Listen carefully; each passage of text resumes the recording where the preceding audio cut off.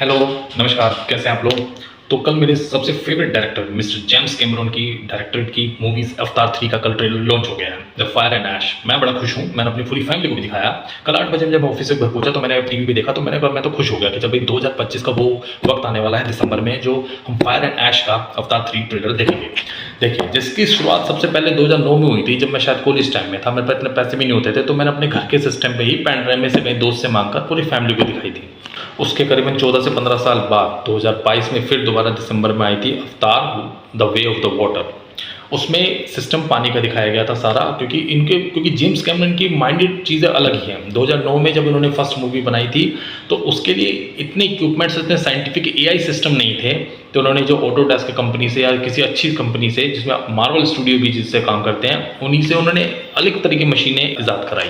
वो अलग तरह की मशीन जो एआई का सिस्टम, जो एक गेमिंग मोड को लेकर, एक ह्यूमन वीएफएक्स को लेकर अवेलेबल हुआ था, क्योंकि 7 साल उन्होंने उस मशीन को ईजाद करा, क्योंकि जो वो चाहते थे वो हो नहीं पा रहा था।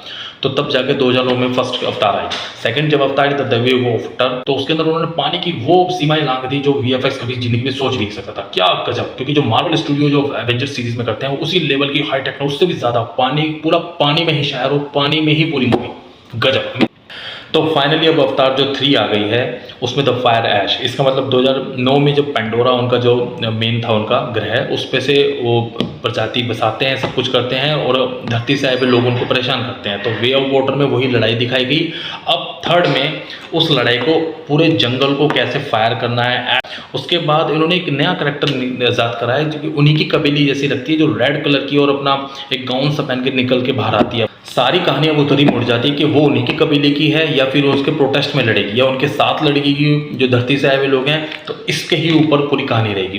भाई मैं तो बहुत एक्साइटेड हूँ, क्योंकि इस तरह के जो जेम्स कैमरॉन डायरेक्टर है, वो हमारे इंडियन के पूरे बाहुबली के एस एस राजमौली जैसे, मैं उनसे बिल्कुल कंपेयर करता हूँ, क्योंकि राजमौली जैसे डायरेक्टर भी उनसे इंस्पायर होते हैं। अलग तरह के माइंड, अलग तरह के अद्भुत चीज़ें, जैसे एलन मस्क है, पूरे रॉकेट में छा गए, इस तरह से जेम्स कैमरॉन पूरे हॉलीवुड में छा रखे हैं अपनी चीज़ें। देखते हैं इंडिया में क्या कर पाता है, क्योंकि पिछले वे ऑफ वाटर में 550 से 600 करोड़ तो इंडिया में ही उन्होंने कमा लिए थे। देखते हैं फ्यूचर में अब दिसंबर में क्या झंडे गाड़ती है। चलिए, ऐसी नई नई चीज़ों के लिए मैं लाता रहूँगा। मेरे चैनल को सब्सक्राइब और फॉलो जरूर कर लेना। चलिए, आज के लिए इतना ही। जय हिंद, जय भारत, नमस्कार।